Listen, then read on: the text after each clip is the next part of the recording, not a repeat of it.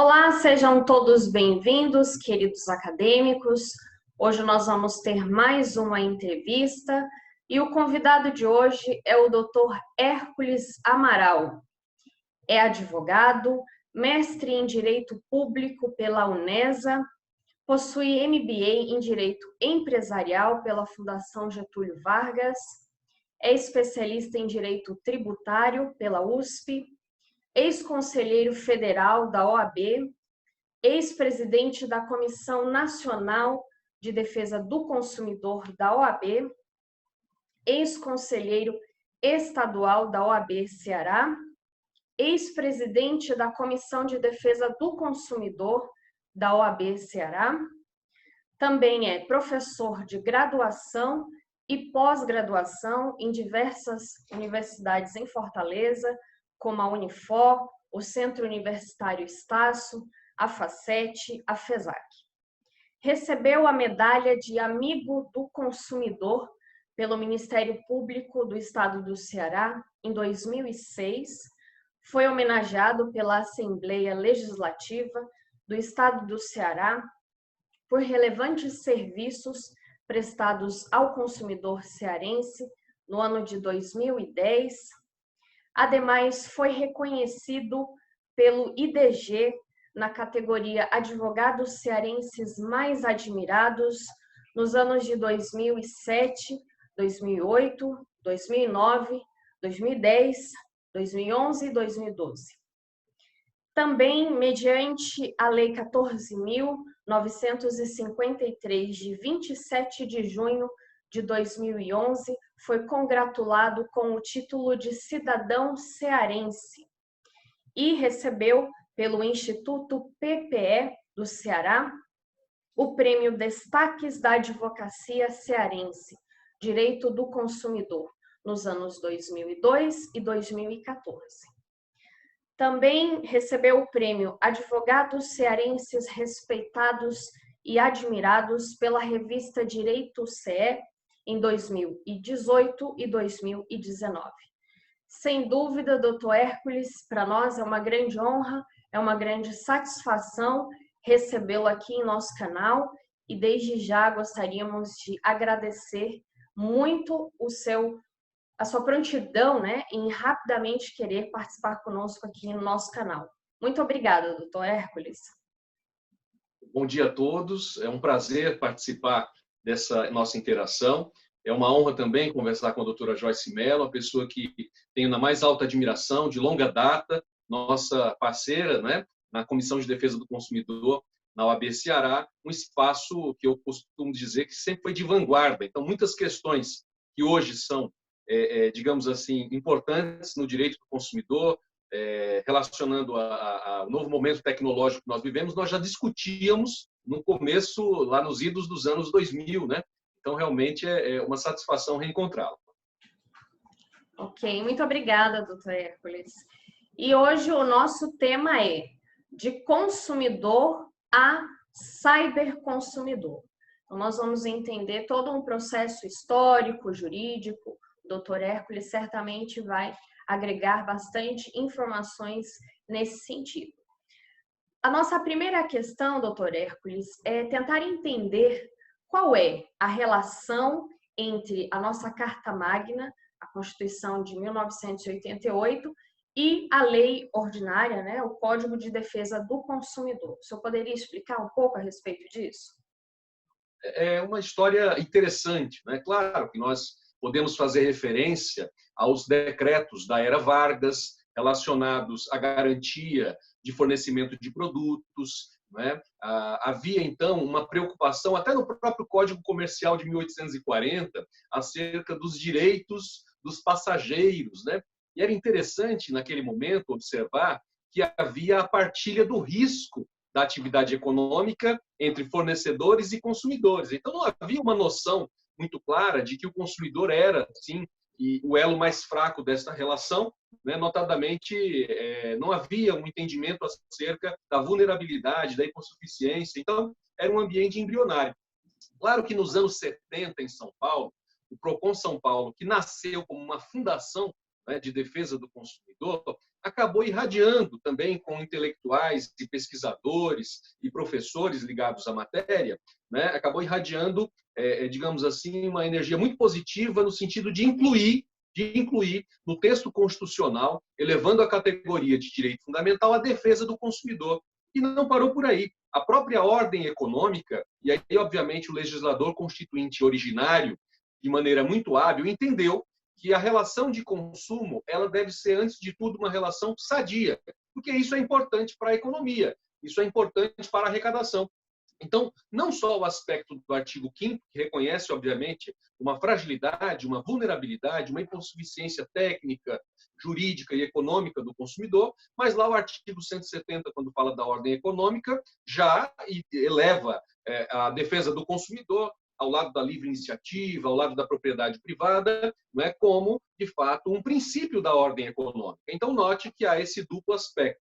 É claro que o legislador constituinte, naquele momento, fez uma referência, um tanto principiológica, né, em torno dessa norma, então, que tinha uma eficácia contida ou condicionada, de fato, a uma movimentação do legislador. E aí, naquele momento, o caminho legislativo, o processo legislativo, seguiu no sentido da edição de uma lei ordinária. Muito se discutiu acerca da natureza, se deveria ser de lei ordinária ou se o processo legislativo deveria observar os parâmetros de uma lei complementar, porque, de fato, na prática, é isso que o Código de Defesa faz, né? Ele materializa, ele dá, digamos assim, força e vigor a uma vontade do legislador constituinte. Então, de fato, independente dessa discussão em torno da lei complementar ou lei ordinária, o fato é que o Código vem, né, de modo a conformar e afirmar essa defesa do consumidor, seja na ótica dos direitos fundamentais, seja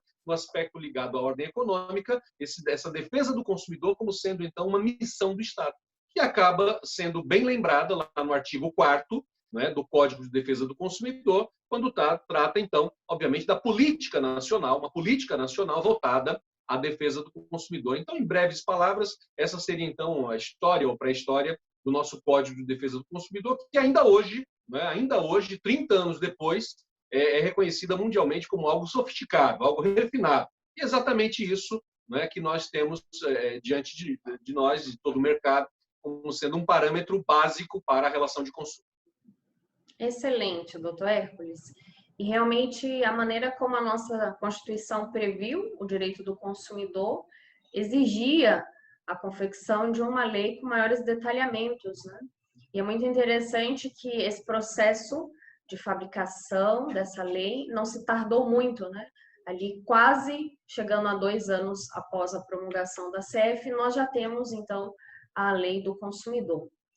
Bom, conhecendo já um pouquinho dessa parte anterior à promulgação do CDC, agora queremos entender melhor o contexto, o cenário ali em 1990. Como é que estava, então, esse período do momento da promulgação do CDC? Olha, nós vivíamos um ambiente que não era de economia aberta, era um mercado fechado, né? Era uma economia fechada e havia um nível de intervenção do Estado que, de fato, não se assemelha ao que acontece hoje, né? Havia subsídios de toda ordem, havia os portos fechados em relação a produtos produzidos no estrangeiro, de modo que nós vivíamos assim um tanto ilhados no que diz respeito a acesso a produtos e qualidade, né? E qualidade também em relação ao que se produzia ou se fazia no resto do mundo. O fato é que nos idos dos anos 90, com a abertura, né, com a criação de instituições, né, o reforço de instituições, como o Conselho Administrativo de Defesa Econômica, né, a própria regulamentação, né, editada pelo presidente Collor, no que diz respeito à abertura dos portos. Então, nós tivemos, então, um incremento no que diz respeito à atividade econômica que nós não tínhamos no momento anterior. Ou no momento anterior, nós estávamos vivendo uma realidade do Código Civil de 1916, né, que disciplinava, quando muito, uma relação entre iguais, que não reconhecia ou raramente fazia menção à hipossuficiência e muito pouco também tratava acerca da informação. Então, quando nós identificamos o ambiente econômico, eu costumo dizer que naquele momento nós vivíamos um ambiente de uma assimetria de informação ainda mais aprofundada. E aqui eu peço licença a quem está nos assistindo, a própria professora, para dizer algo que normalmente soa um tanto estranho nos meios acadêmicos. Eu costumo dizer que o direito, de um modo geral, ele sofre de um grande mal. Ele é narcisista, né? Nós, os juristas, os estudiosos, temos uma propensão a estudar o direito como uma ciência isolada, como um campo do conhecimento sem muita interação com as outras áreas. Mas o fato é que o direito ele tem que deixar de ser narciso, né? Ensimesmado, apaixonado pela própria imagem, e tem que começar a dialogar, por exemplo, com o marketing, com a psicologia do consumidor, com a própria economia. Então, naquele momento, para pegar um conceito econômico de assimetria de informação, e aqui eu estou falando do professor Joseph Stiglitz, né, da Universidade de Colômbia, prêmio Nobel em 2002, com a teoria da assimetria da informação. E o que isso quer dizer? Em toda a contratação, em toda a interação, sempre haverá um dos polos que detém um nível de informação muito superior ou superior em relação ao outro. Sempre que isso acontece, e quanto maior for o nível de assimetria de informação, maiores são os riscos, né, de que haja, então, um ruído nessa relação, de que haja prejuízo a pelo menos uma das partes nessa relação. Então, o direito, naquele momento, tinha um desafio, que era qual? O de reduzir a assimetria de informação, para tornar as relações mais niveladas e, ao mesmo tempo, enfrentar um desafio que é comum a todas as leis do nosso país. Há no nosso país leis que pegam e há leis que não pegam. Então, é curiosa essa análise sociológica, né, da interação da norma e dos seus efeitos no mundo real, né, no dia a dia das pessoas, mas no nosso país, realmente, nós temos leis que pegaram e leis que não pegaram. E o Código de Defesa do Consumidor, para nossa felicidade, é um exemplo de lei que pegou. Então, naquele momento, além de reduzir a assimetria, um desafio era conscientizar o consumidor acerca dos seus direitos mais elementares, mais básicos. E eu costumo eleger aqui, em ordem de prioridade, o direito à informação, porque, de fato, a informação, reduzindo a diferença, a assimetria entre os contratantes, promove uma relação que ela é mais harmônica, é uma relação mais equilibrada. Então, o grande desafio naquela oportunidade tinha a ver com de fato, informação e segurança dos consumidores. Perfeito. Realmente, essa observação que o senhor pontuou sobre o direito não se isolar, né, como ciência, dialogar com os outros saberes, é algo que a gente tenta, inclusive, é uma proposta até do nosso canal, de fazer com que os alunos pensem além da sua zona de conforto, né? Porque o operador do direito, para que ele realmente se diferencie, para que ele consiga agregar mais valores, ele tem que ter essa sensibilidade, conforme o senhor já bem pontuou, de ter a percepção do além, além do jurídico, porque há uma interferência de muitas áreas do saber, né? Muito interessante, eu gostei muito dessa sua pontuação, doutor Hércules. Agora, gostaríamos de saber, na sua análise, os interesses dos consumidores e dos fornecedores são nivelados? Olha, claro que, de fato, essa é uma aspiração do legislador ordinário, né? Então, o legislador, os autores do anteprojeto, eles tinham, de fato, uma vontade, né? um desejo, um ideal em torno de uma relação que fosse equilibrada não só no plano dos direitos, mas também na administração dos interesses.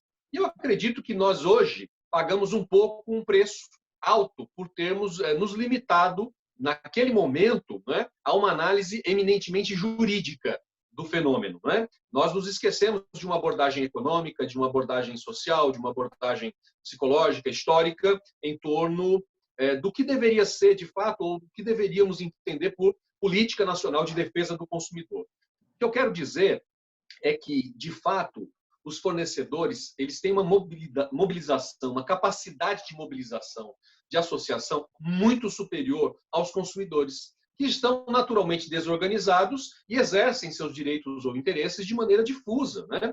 De fato, não é possível identificar uma associação, a não ser as conhecidas, né, que nós temos, como o IDEC, né, e outras do gênero, mas são pouquíssimas, né, são citadas e lembradas até por serem exceções à regra, que é a da desmobilização. Então, quando nós nos vemos diante dessas duas realidades, a dos fornecedores e a dos consumidores, em grande medida desorganizados, nós identificamos, então, uma disparidade muito grande. O que eu quero com isso dizer é que enquanto os consumidores estão buscando a defesa dos seus direitos lá na base do sistema, nos juizados especiais, as grandes corporações, os grandes fornecedores estão organizados em corporações que representam seus interesses, estão sediadas nos grandes centros e conseguem mobilizar, obviamente, em setores, em departamentos, a materialização disso.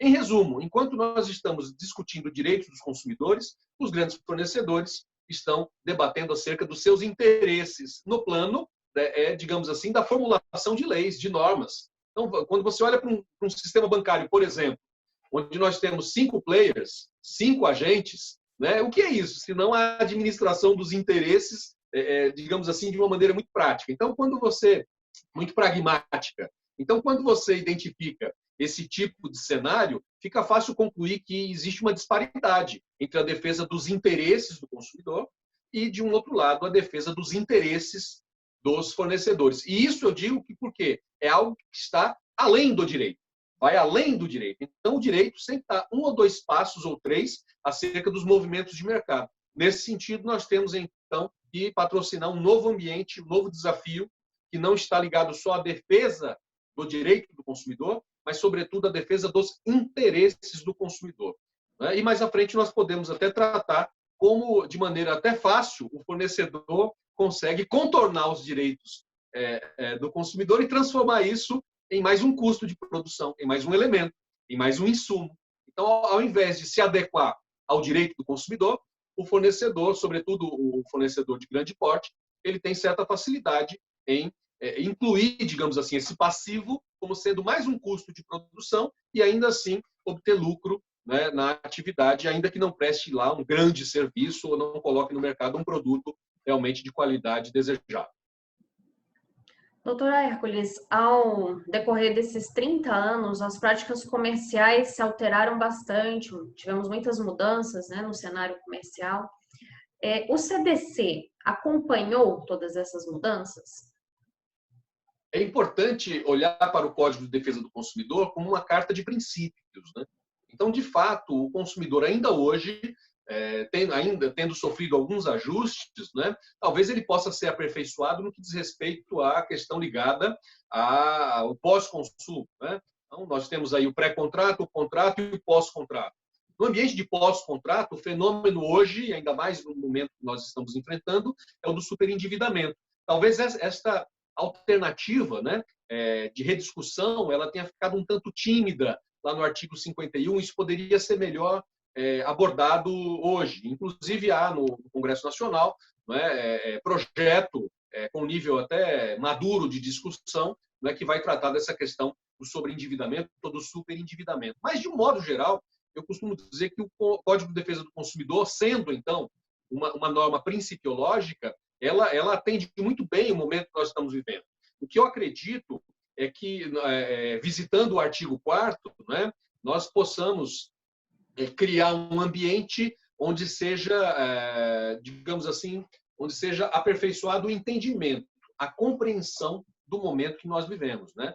Não é mais uma luta em relação às informações que devem constar no rótulo tal ou qual, não é mais um apelo em torno do respeito à garantia, né? Não há mais aquele, digamos assim, uma necessidade tão grande de entender que as informações e a oferta integram o contrato. É claro que esse é um desafio diário, mas isso já está, digamos assim, na consciência do consumidor. O que não está na consciência do consumidor é o funcionamento, por exemplo, dos algoritmos. O que não está no conhecimento do consumidor é, digamos assim, a manipulação biológica a partir de dispositivos celulares. Essa é uma nova fronteira. O que talvez não esteja na ótica do consumidor é a internet das coisas. Talvez esteja faltando ao consumidor uma compreensão mais efetiva acerca do neuromarketing, né? Então, de fato, há muitos aspectos que fazem parte da relação de consumo,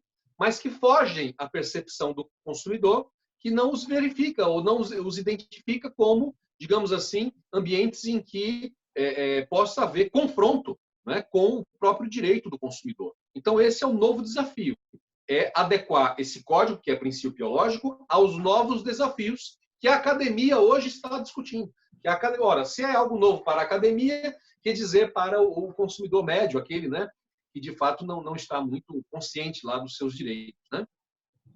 Perfeito. E poderíamos identificar que exista um consumidor vulnerável nesse período da informação online?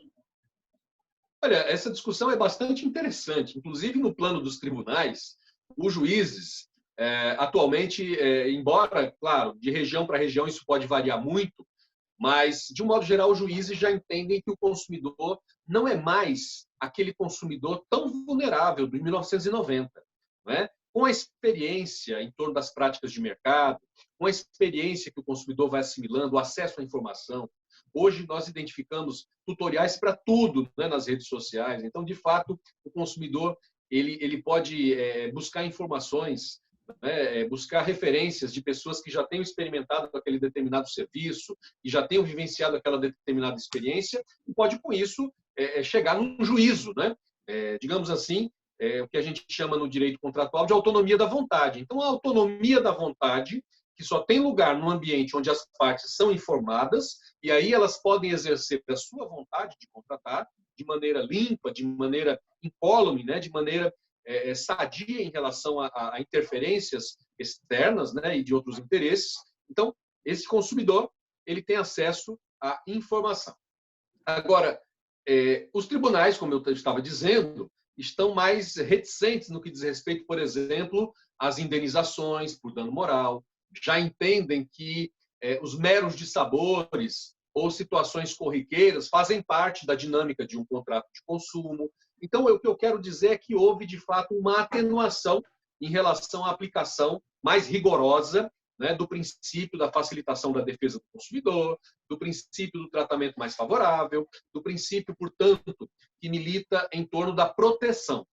O que a tecnologia e o acesso à informação nos trouxe foi não a paridade completa ou desejável, mas o consumidor hoje ele já não é mais tido, digamos assim, como o desamparado, absolutamente carente de informações. Então, isso tem contribuído para que juízes, de um modo geral, tenham um olhar, digamos assim, menos cuidadoso em relação a esses princípios. Para citar um exemplo, há anos atrás, um atraso, por exemplo, uma viagem nacional ou internacional num aeroporto era tida como algo grave, era tida como algo, de fato, potencialmente danoso à esfera moral e material do consumidor. Hoje é algo corriqueiro, então, muitas vezes, um juiz entende que houve, de fato, um ilícito, houve um ilícito contratual, apto a ensejar uma indenização pelos danos materiais produzidos, mas o juiz tem dificuldade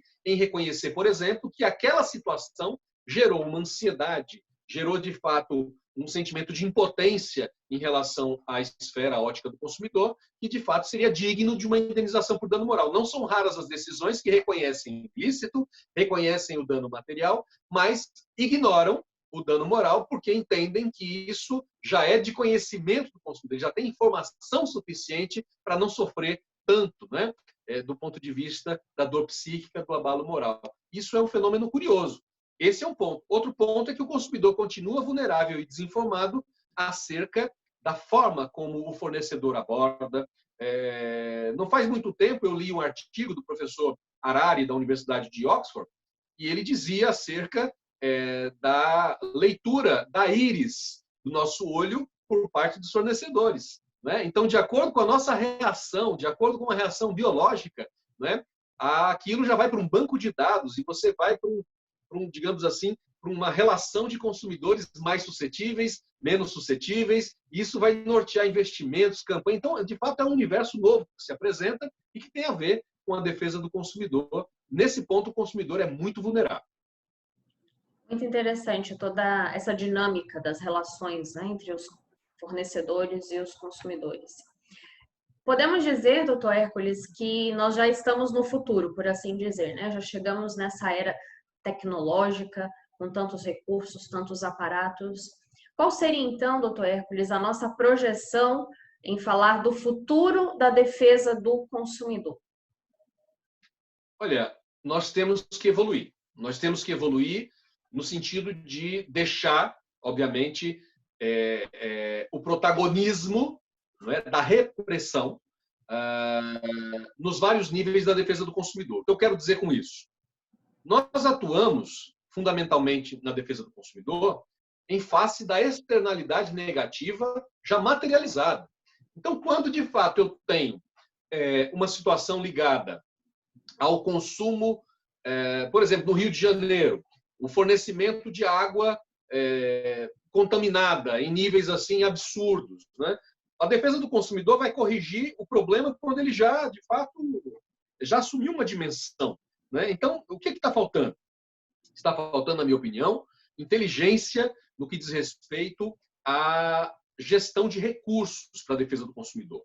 Enquanto você tem, por exemplo, em Brasília, a Febraban sediada num prédio de vários andares, você tem apenas uma sala muito acanhada no Ministério da Justiça destinada, né, ao departamento que cuida, obviamente, da defesa do consumidor, é uma secretaria específica, mas é um ambiente acanhado e sem estrutura. Então, de fato, nós vemos a disparidade na defesa, digamos assim, mais estratégica do consumidor. Nós temos, por exemplo, no Código de Defesa do Consumidor, a previsão, por exemplo, das convenções coletivas de consumo.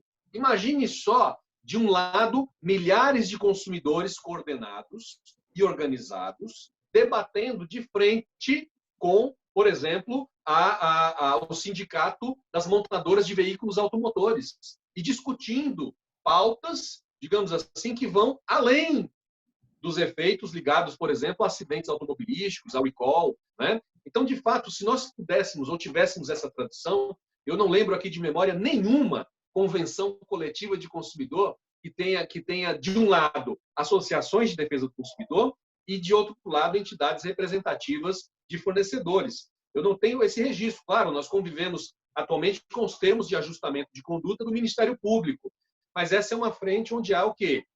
Há uma espada sobre os fornecedores e eles muitas vezes são levados até, num ambiente de alguma hostilidade, a aderirem aos termos de ajustamento de conduta. O que eu estou dizendo aqui é que se nós tivéssemos um ambiente onde os consumidores fossem organizados, porque o dispositivo legal já existe, né? Lá no artigo 107, se eu não me engano, do Código de Defesa do Consumidor, nós temos a previsão clara das convenções coletivas de consumidor. Como nós temos as convenções coletivas do trabalho, né?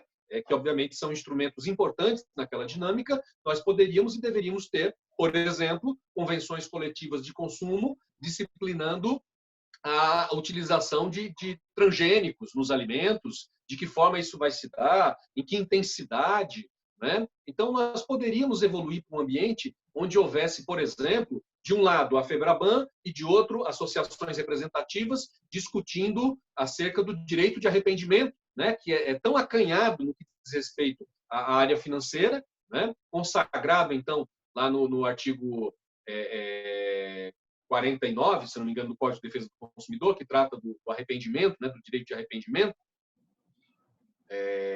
Mas nós não temos isso, por exemplo, na área financeira. Então, muitas pessoas aderem a produtos, a pacotes bancários, a produtos financeiros, e, obviamente, não tem uma dimensão exata do que aquilo representa nas suas finanças, né? Nós poderíamos citar, por exemplo, o exemplo francês, no que diz respeito a contratos de alguma magnitude. Você assina o contrato hoje, mas tem um período de reflexão de 15 dias, após o qual vai se dar a confirmação daquele contrato, que pode nem acontecer se você tiver consultado, por exemplo, um professor ou um contador que possa lhe orientar melhor naquilo que você está propondo. Então, isso é algo assim interessante do ponto de vista da prevenção para a diminuição da judicialização do que nós vivemos hoje nas relações de consumo. Nossa relação de consumo ela ainda é muito judicializada.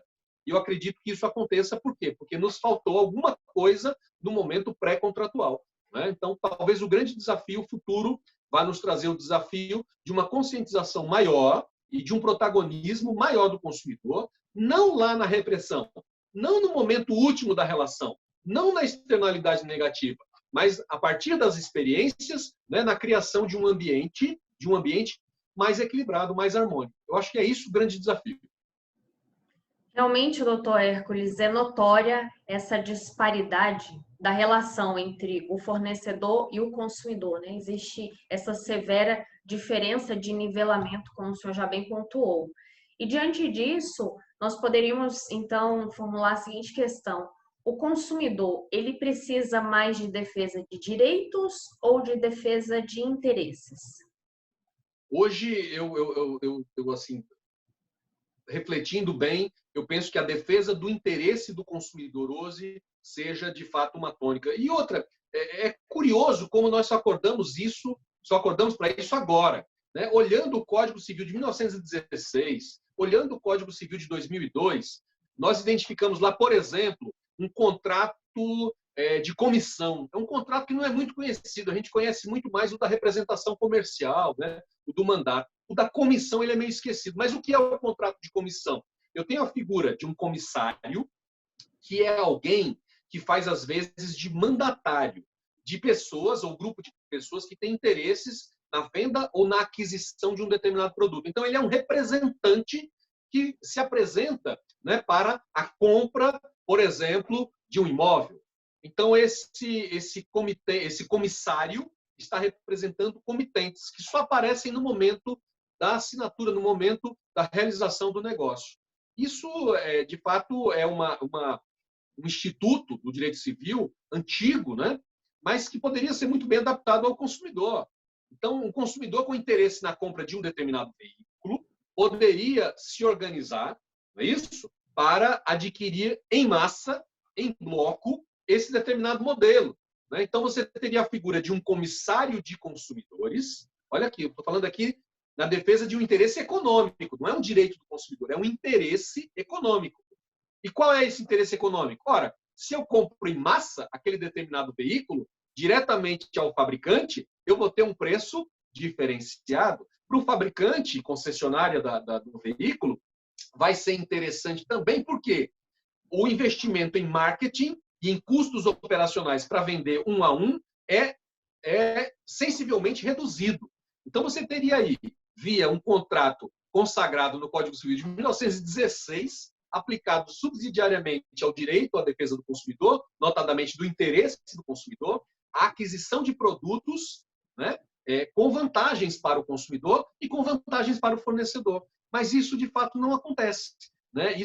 Nós não acordamos ainda para essa defesa do interesse econômico, do interesse ambiental, do interesse social do consumidor nessa relação de consumo, que ela é uma relação, de fato, multidisciplinar, com vários aspectos, com várias consequências. Então, hoje, eu tenho que reconhecer que a defesa do consumidor ela precisa se mobilizar em torno dos interesses do consumidor, precisa dialogar com o direito constitucional econômico, precisa dialogar com o direito econômico e compreender que, de fato, a judicialização que gera aquelas ações em massa, elas muitas vezes representam pouco para o fornecedor. Vou citar aqui um último exemplo, não sei como nós estamos de tempo, mas um exemplo elucidativo. Em uma conferência, não faz muito tempo, em Aracaju, Sergipe, nós fomos abordados por colegas, né, estudantes e advogados, que relatavam que um determinado banco havia deixado de comparecer às audiências no juizado especial. Simplesmente não ia, não patrocinava a defesa. E aí foram pesquisar as razões, um determinado juiz, né, ele entendeu que as indenizações por dano moral envolvendo os bancos não poderiam ser superiores a R$1.000. Então, de uma certa forma, ele tabelou a indenização por dano moral e os bancos cientes disso, que teriam, de fato, um prejuízo já orçado em R$1.000, fizeram contas. Ora, era muito mais caro patrocinar a defesa, né? E levar um preposto, e levar um advogado, e analisar o caso, né? com algum critério, era mais fácil pagar a indenização sem ir e não mudar o seu sistema. Então, era a manutenção do sistema incorporando, digamos assim, o passivo judicial, né, ao seu custo, ao invés de discutir o problema de frente, ou seja, a violação ao direito do consumidor. Só para mostrar como o interesse econômico do fornecedor se sobrepõe à defesa do direito do consumidor, na medida em que os fornecedores conseguem, obviamente, incorporar na sua planilha de custos, do seu modelo de negócio, aquela, digamos assim, aquele passivo, aquele valor, como se fosse uma conta de energia, folha de pagamento, pagamento de fornecedores em relação aos insumos, matérias-primas. Né? Então, notem e nós temos que ser mais espertos no que diz respeito à defesa do consumidor, compreendendo a realidade e os interesses e a dinâmica do fornecedor. Isso sim vai trazer algum equilíbrio à relação. Sem dúvida, doutor Hércules. Nós já tivemos diversos avanços e há campos para muitos mais outros avanços, né? Em relação à postura, à atitude dos consumidores, que envolve a todos nós, evidentemente. Por gentileza, doutor Hércules, poderia explicar aqui aos alunos se o direito do consumidor é a mesma coisa que poder do consumidor?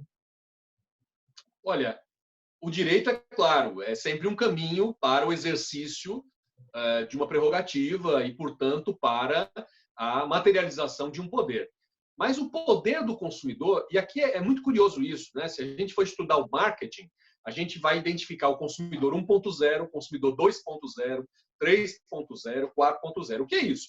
O consumidor 1.0, ele tinha uma necessidade e o fornecedor atendia aquela necessidade. Não havia muito questionamento acerca de diferenças entre os fornecedores, entre, de fato, aptidões, né? Ou consequências do consumo. Era uma necessidade e o consumidor tinha a sua necessidade atendida, havia pouquíssima preocupação com o fenômeno da oferta e da demanda, era uma vida mais simples, né?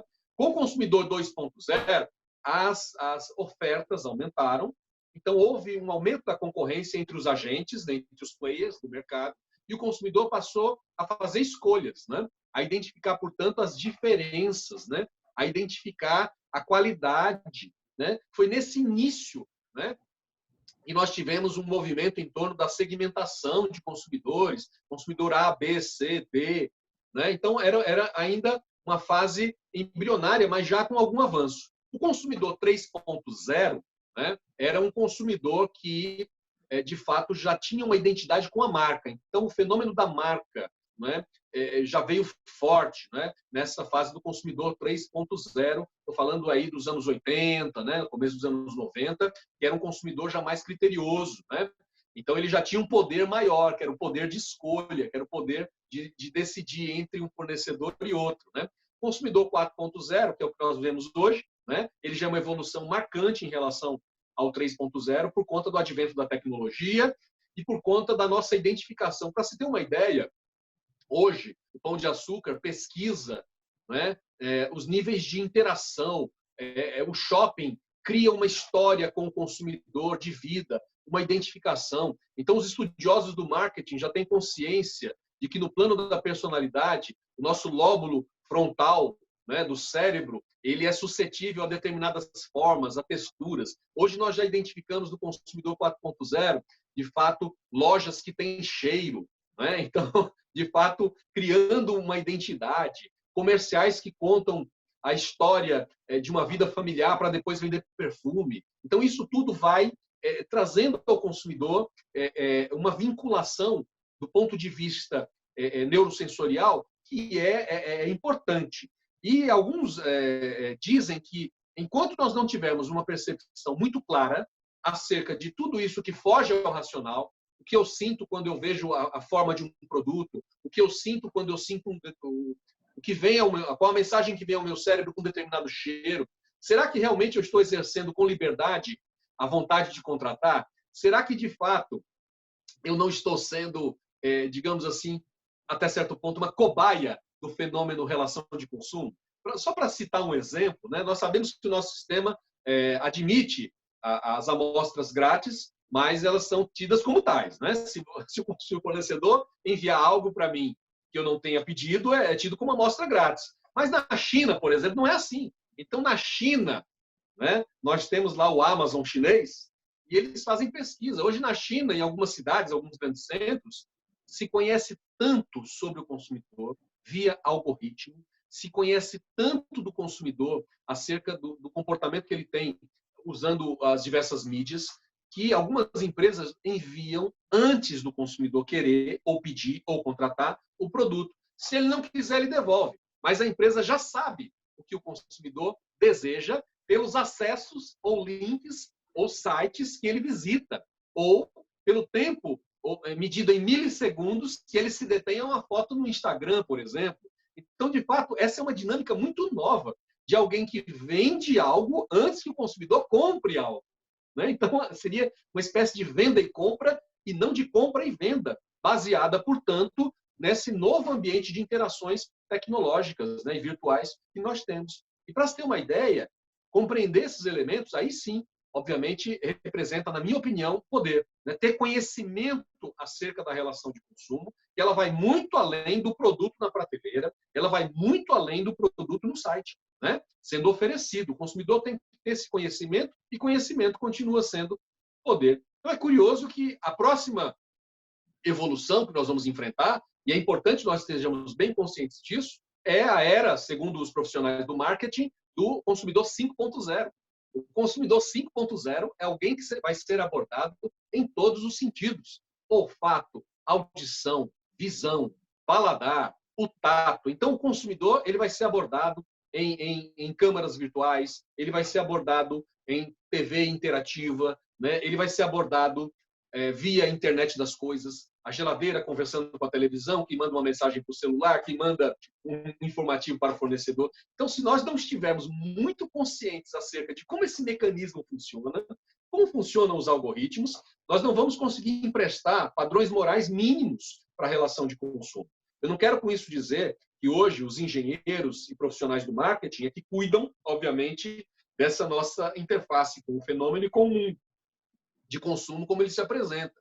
Mas eu quero dizer que a ética, né, a moral, né, os aspectos históricos, né, todos os princípios devem ser considerados para que nós não tenhamos, por exemplo, excessos, né? Hoje, por exemplo, para encerrar minha fala a esse respeito, o conhecimento, o mapeamento genético pode, obviamente, fornecer às seguradoras de saúde, às operadoras de plano de saúde, informações que vão, obviamente, decretar, muitas vezes, a não contratação, né? Então, de fato, a informação, hoje, ela é fundamental, né, nessa era tecnológica, e nós precisamos compreender como temperar isso com a moral, com a ética e com o direito. Porque, senão, nós seremos ainda mais vulneráveis, não naquele nível de 1990, né, no que diz respeito aos rótulos dos produtos, no que diz respeito à vinculação da oferta ou garantias, mas no que diz respeito a esse nosso direito de escolha, a esse nosso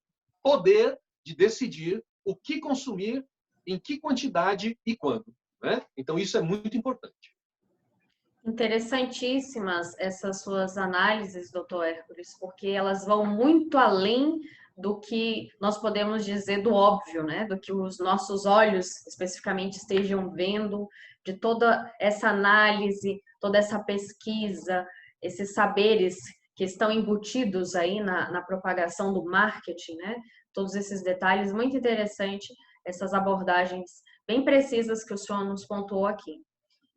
E como uma última pergunta, doutor Hércules, nós gostaríamos de saber, diante desse desafio atual que está nos apresentando a todos nós, que é a pandemia, quais têm sido, assim, os principais aspectos que o senhor observa, os principais desafios aos consumidores, de uma forma geral, e que orientações práticas o senhor poderia repassar à comunidade acadêmica e ao público em geral?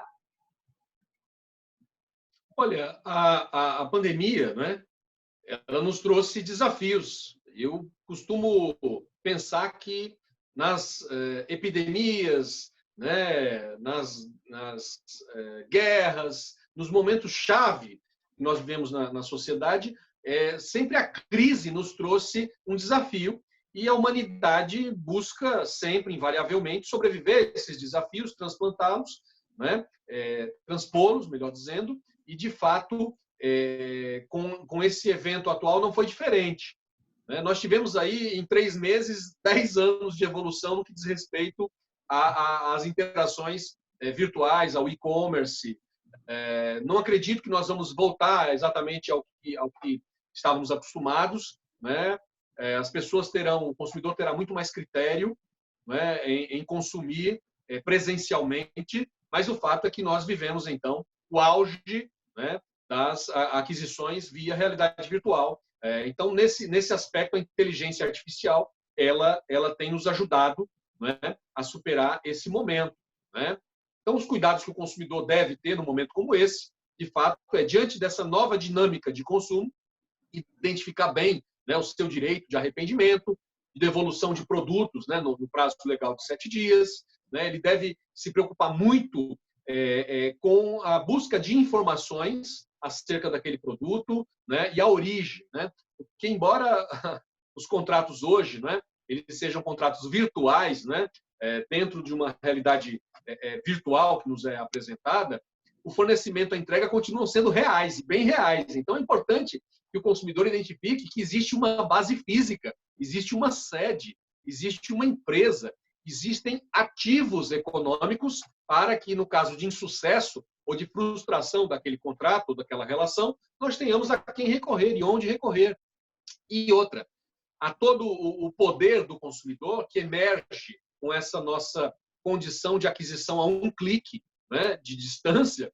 Então, surge também uma grande responsabilidade. O consumidor tem que ter consciência de que os comércios locais, o mercado local, ele depende muito, né, desse poder do consumidor. Então, sempre que possível, privilegiar o acesso ao consumo de comerciantes locais, de fornecedores locais, né? Porque isso, naturalmente, contribui para o crescimento, para a manutenção dos serviços públicos na sua localidade. Né? Isso contribui para a manutenção, aumento de arrecadação no seu município, no seu estado. Então, se o consumidor tiver esse nível de consciência, né, já que ele tem um poder, a todo poder corresponde uma responsabilidade. Então, é a responsabilidade do consumidor contribuir com, de fato, digamos assim, parâmetros econômicos mais equilibrados e de fato, que vão reverter em benefícios, né, para o Estado, para o município, enfim, para a sua localidade. Então, o consumidor não é só o sujeito passivo, né, dessa relação. Ele tem muito,